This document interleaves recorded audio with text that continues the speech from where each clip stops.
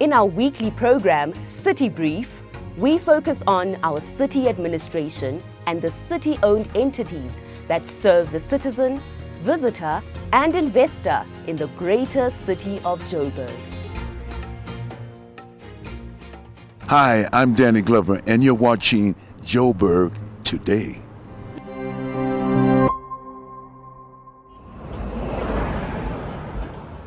Councillor Dada Morero, MMC of Finance, is due to present the city budget on the 15th of May.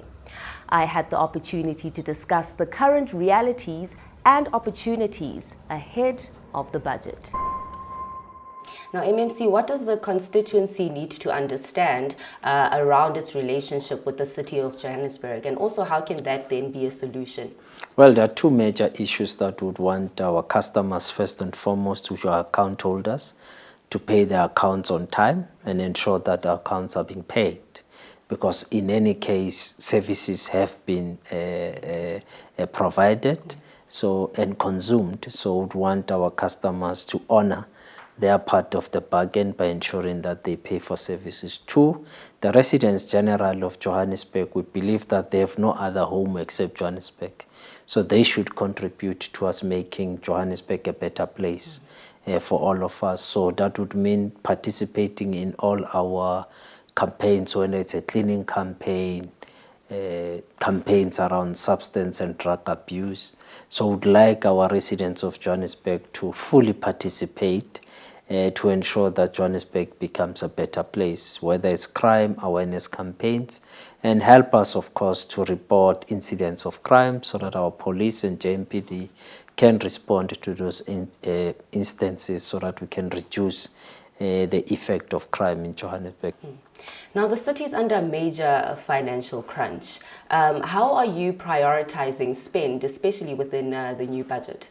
Well, we have accepted that over time our financial position is not what we would want it to be. And as a result, we are aware that this year in January we had to rebase our budget at an amount of about 4.2 billion with an intention to try and balance expenditure and be able to support the budget. So we are also looking at issues on prioritizing how we pay our suppliers, because that's the biggest part of what we spend on a monthly basis, including, of course, bulk purchases, which is your electricity and water, which accounts for the biggest amounts on a monthly basis. Our commitment is to try to push our collection rate to about 90%. When we get there, then we'd know that we'll be able to support our budget that would have passed in 2023-2024. We think we have improved. Last year's budget was rebased at about 6.4 billion. This year we had rebased it at about 4.2. So we think there is progress in as far as stabilizing the finances of the city and ensuring that we can manage them much, much better. What is the city doing to change and also enhance its proposition to the investor? Well, the part of the issues that we have committed, we have prioritized crime, fighting crime is one of the key issues in Johannesburg to reduce. But however, it is important to indicate that we would want investors to see Johannesburg as an investment destination.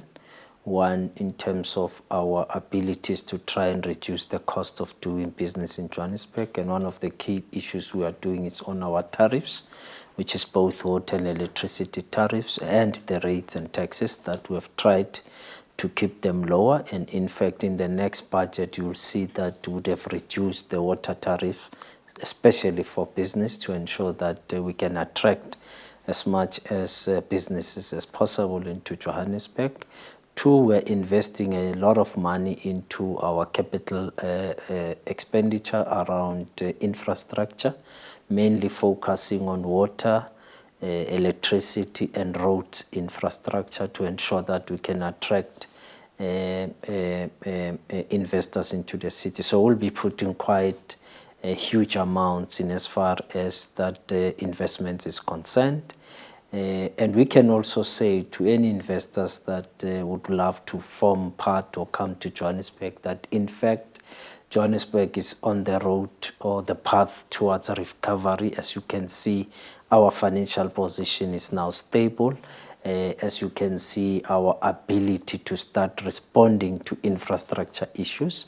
We are also looking at opening up our land portions to private investors to start coming in and taking advantage of our land assets. We are also opening up on our property buildings, the buildings in the inner city. So in the next budget, you'll see some of them being put out there for the public to take over, renovate, and our idea is to change the entire inner city as it stands today, so that private investors can come in and take advantage of those buildings that will be making available to the private sector in the next financial year. So in essence, there's quite a lot of things that we are doing, and we want to start communicating those further to our people, to the world, and to the business to see the work that we are doing in Joburg. Is the city considering some special economic zones? I mean, this is a question that has been in the business community for quite some time. Okay. No, well, since around 2010, the city had already passed a policy on creation of economic zones. We already started at that time with what we call the Soweto Empowerment Economic Zone. We also looked at the inner city as an economic zone on its own. And that is why you'd remember we also had tax incentives, especially in the inner city. So we are revitalizing those programs. But over and above the economic zones, we also brought what we called corridors of freedom, which was meant to propel the transport route into an economic route by bringing housing development, commercial development, but the driver being a transport node. So those programs were obviously disturbed. Now we are reactivating those programs back to ensure that business can see the opportunities that are there, whether it's tax incentives, rates incentives, lower water tariffs, to try and attract them into those centers, or what we'd call the economic zones. So the Soweto Empowerment Zone is there, the inner city economic zones is there. We just need to repackage them properly, because over time they would have been disturbed with the change of government in the city of Johannesburg. Absolutely. MMC, thank you very much for your time. Thank you very much. And all the best with the implementation of the projects that you're working on. Thank you very much.